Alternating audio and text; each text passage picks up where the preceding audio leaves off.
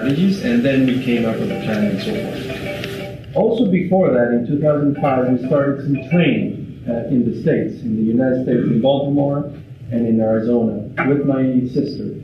But also, she's the arts director of the school. And so we needed some formal training for this. And we got it through the Council of Educational Facility Planners International. And we met Peter Gerber there. Peter Gerber was a very important, a key person, and Ed Designs, his company, in the design of this school. Mostly pedagogical ideas put into the design. This is the lot, how it looked like. It was full of aromatic plants. Very nice. It's a very nice odor.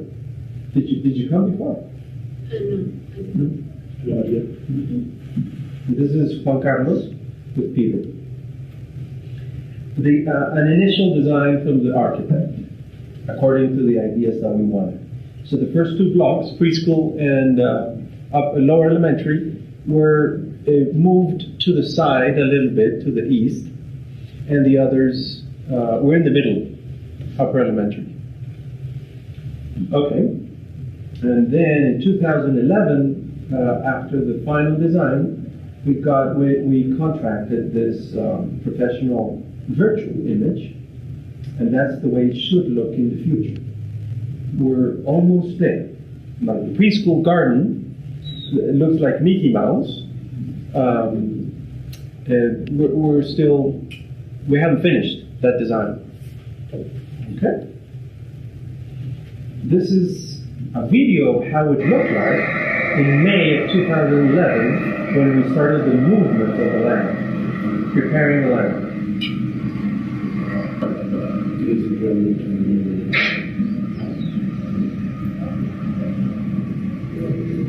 You see that?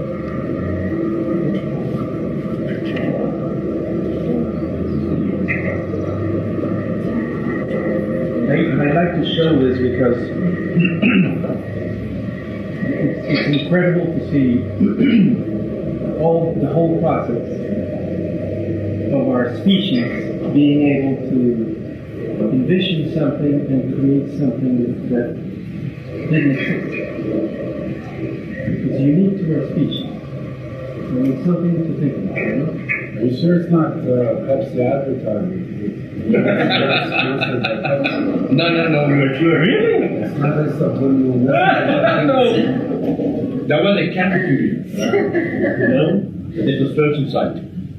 This is another in February. We started the land movement in May of 2011. In February, about 7 months after that, now we can see the buildings, preschool building or a block without the windows.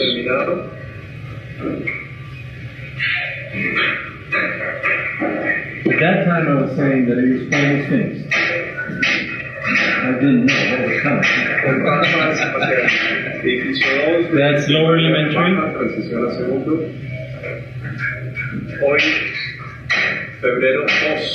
And everything was designed in such a way that we used recycled iron, recycled bricks, wood on lower impact, all the materials. This is from forested trees, and so forth. A mom from a parachute gave us this idea. May of 2012. As students, we were in the other side. So Juan Pablo, one day, he presented us all of these videos and this picture, and we couldn't believe it. Yeah. Because we were, the other side is completely different. Was completely different. And looking at that, we're gonna be there. And we couldn't imagine our lives here around, I don't know. Did I present this at the old site? Yeah, the videos. And some of the videos. Everybody, I mean, the comments after it was oh my God, like we didn't believe it was gonna be like that. So it was far more than You were what we the- would expected. Me neither.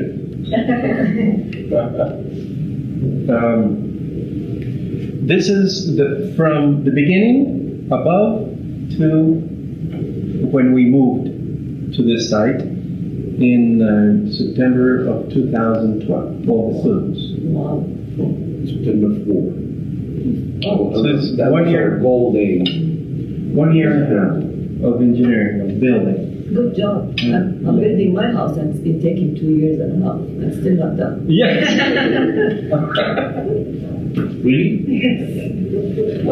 One of the key aspects was the use of the potable water consumption. Okay. And we wanted to save more than 35%. And we built this water treatment plant. And you could, if you have time, we could show you and so forth.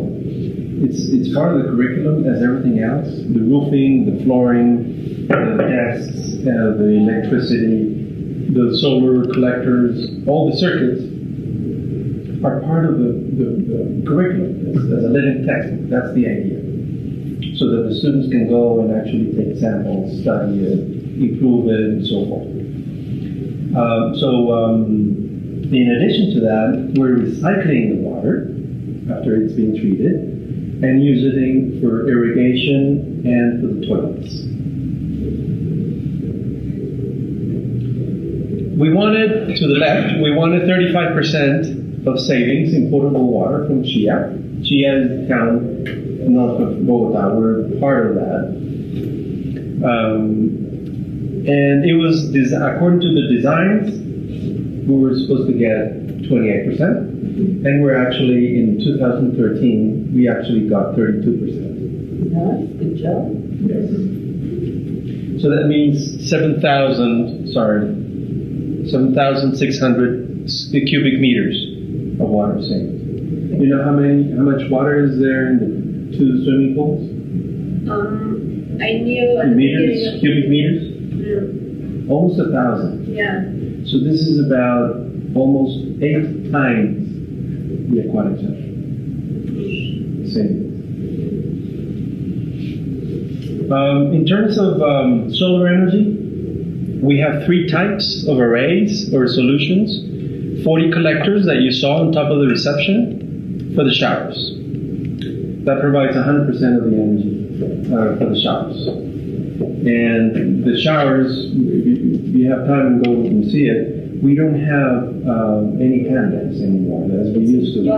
It's just a push button and it comes out in 5 seconds. It comes out already mixed, warm enough, and it stops after 40 seconds. So if they want more, they're not supposed to stay there for life. So if they want more, they need to push it again. And according, if you want a lot of time, you push it far. But if you want like 5 seconds, two, I don't know, you just push it a little bit. it's really nice. Also the weight spread. I don't know. Yeah, The shower. the shower. Yeah, the shower. Yeah. And it really is hot. It's really, I don't know. It's warm enough. Yeah. And on top of the auditorium, cafeteria, chapel, and so forth, that building, we have 94 collectors for the 2 swimming pools. 50% of the energy comes from there. And 80 on top of that building, the middle school and high school, we have the photovoltaic arrays, one on top of 2 arrays, one on top of each block, for 20 kilowatts. And that provides more than 2,000 kilowatt hours of energy every month for the school. Right now, it's almost 8% of the electric energy. And we can keep going. It's modular. It's grid tied. So it provides energy to the whole project, not for a certain circuit. The whole project. So we can be sustainable in the future in terms of providing our own energy if we add to it. The solar circuits for the aquatic center, the 2 swimming pools, are very important. I think you haven't studied that yet. You're going to. This is the design that we did with Tech and the Florida Solar Energy Center and ourselves. The three of us, we created this design with the solar collectors over there on top and 3 different circuits. So that with a smart control, according to the amount of sun, the water of the swimming pools would go up, take the sun, and come down, or go through the heat pumps, electric heat pumps, for the other part of the heat. And so that's kind of one of the most unique aspects of it. The builders and many other consultants that we have, And parents, too. and parents, they said, you can't do that. This is cool weather. Are you going crazy for something? I mean, the university, Los Andes University, which is a renowned university, they couldn't do it in their aquatic center. Why is the school going to be able to do that? And we said, like Obama, yes, we can. Yes, we can. And we did it, and we... But you delivered, And we did that. unlike Obama in some cases. Yeah. So, but it requires constancy of purpose. I think it requires faith and a lot of science. Not just wanting. And need love. Need science, yes. And leadership, yeah. So this is something to think about. And the students are supposed to be studying that, but teachers need to understand it and bring it to the physics, the chemistry, and so forth. Another part of the strategy in terms of energy was the low consuming equipment, like the computer systems. We chose the Apple TV connected to these LG plasma screens, 60-inch, and we didn't want the video projectors that consume a lot of electricity. And we wouldn't be able, if we had the video projectors, we wouldn't be able to have 300 luxes of light everywhere. Natural light, but indirect light. So that was kind of tricky, and we came up with the solution, and it's less consuming. So like this in the kitchen, the lighting, every fixture is an LED. You can see that there's one row here that is not lighted, another row that is not lighted, and this one is lighted. So it's an intelligent, there are sensors everywhere, and this has less lighting from the sun, so it's lighting up right now. Independent circuits. That's why it works like that. And that's a lighting in every room. And in terms of ventilation, we also, as you can see, right here from the picture, every classroom, every space is going to have these kinds of tubes bringing in the ventilation from motors or engines on top, electric motors, pushing in fresh air, not conditioned air, fresh air. And it goes through here, comes in, displaces the air, and goes out. This kind of ventilation displacement, and goes out through these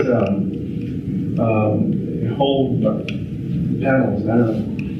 And it goes all the way out to the extended learning area, and there's a thermal collector that brings everything out of the block through the roofs.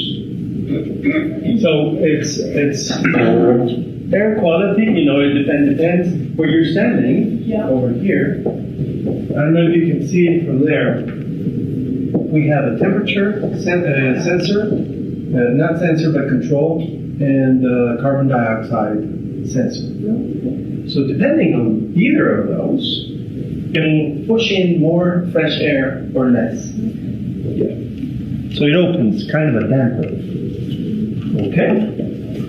So, and that intelligent system or smart system consumes less energy, of course. All right. This is from SES, and Sustainable Energy Solutions, if you translate it, which is from Tommaso Vive, the energy simulator for the whole project. And he got from the simulation the baseline for the whole school. If we didn't do anything about all the strategies that we wanted, this is the baseline. We would be consuming more than 2 million kilowatt hours per year. This is a poster of that some of the upper elementary students, lower elementary students did last year. I took a picture of it and I thought it was great, but you already explained the landscaping idea, so that's it. But the service, in terms of service, we also, these are just two examples. There's something called in the LEAD community, Green Apple Day of Service, worldwide in September. They know about my birthday. That's why we do it. So here in 2012, when we moved, the first month when we moved, we participated and organized it here in Bogota, and we planted some trees around a wastewater treatment plant at Chia, and this was one of the pictures to the left. We had the kids, 200? it was great. And last year, in 2013, we planted these trees to the right on north of this freeway. And have you seen them lately? They're growing. They're higher, it's growing. One time we went, I saw them, and they're still there. Yeah. Yeah. We include the community and we include the authorities. Chia, you know. It was a beautiful day and it was a beautiful project. And it's still going on. Very good, yeah. This is, how do you say flower in English? Radish. Radish. Yes. That's a huge radish. That's a huge radish. It's like a dinosaur with radish. do you want to say something about it?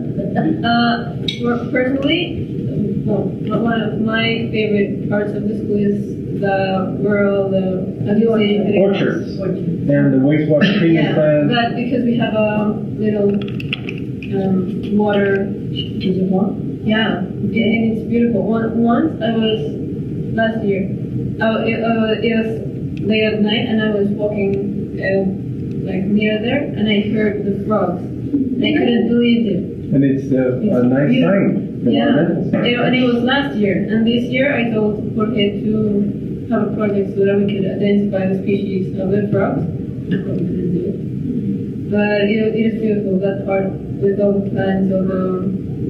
How did you bring the radish to be so huge? I'm curious. Compost, Yeah. Rochester compost. We want to take some, we have some.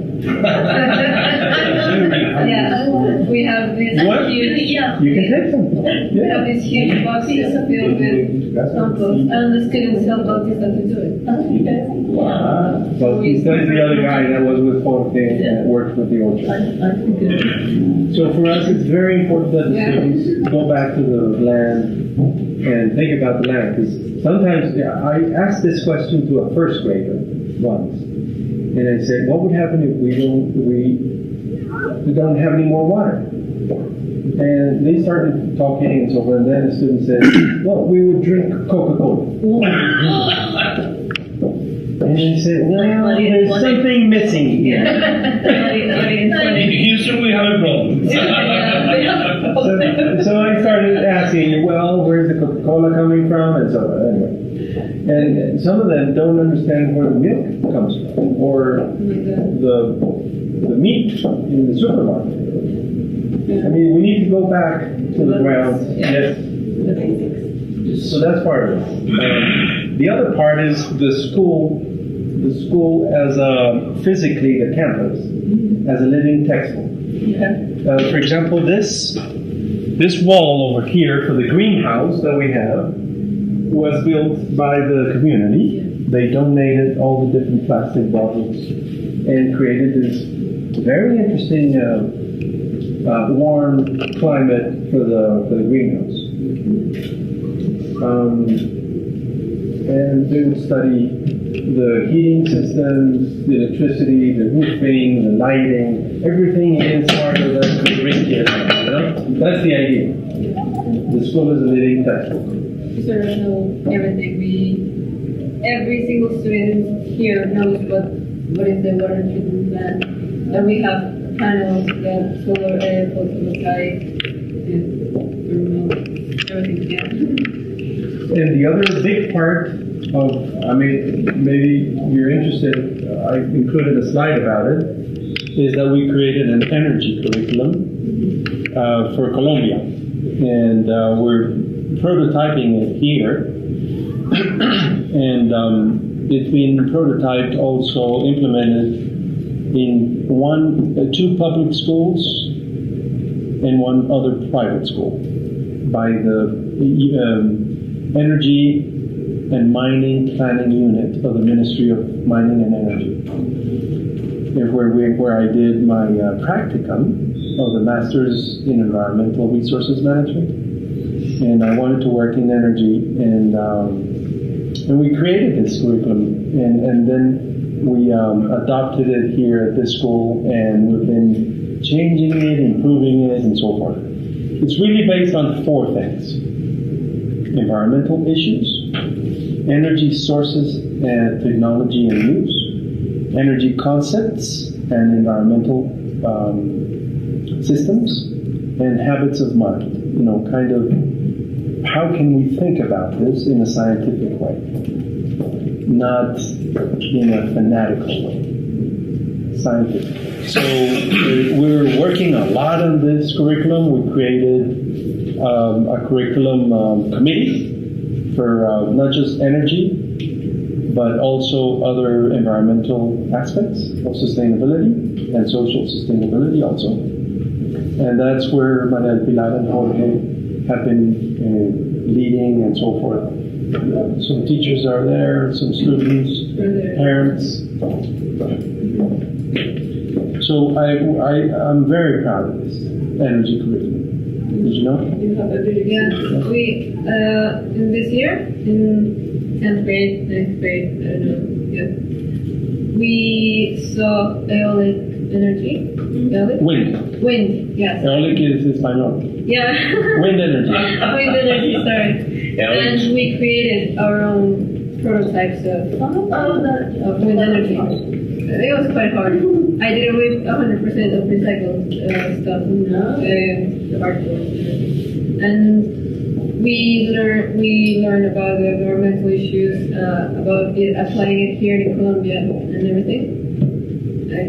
And we haven't been able to purchase or build the meteorological station, all the different wind prototypes, wind power prototypes, hydrogen fuel cells, photovoltaic arrays, just prototypes for the classroom, all the different resources. We haven't been able to do that. That needs a lot of resources. Anyway, this is the end. That's fantastic. Can I get a copy of this presentation? Sure, of course. Maybe in PDF? You want it in PDF? Yes, you can email it to me. It would be great to have In the card? In the card. Okay, great. So anything that you want to know or do, this is your We'll be glad to answer your questions.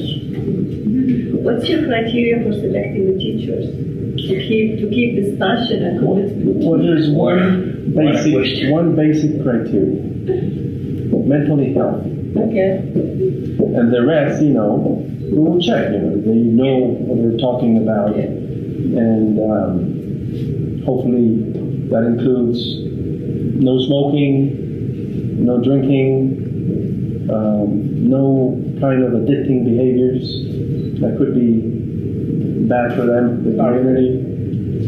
Kind of, hopefully they would be role models. Not perfect, nobody's perfect, but role models. That's the idea. Very nice. Well, good job. Congratulations. Thank you. It's an impressive commitment, you have to say. I think, we are all responsible for how to, develop our youth and how to give them good examples, because they will look at us and they will just pick all the habits from us, all the disciplines and all the values. And I think it's fantastic. This school is living with values. It's something phenomenal. So I'm sure.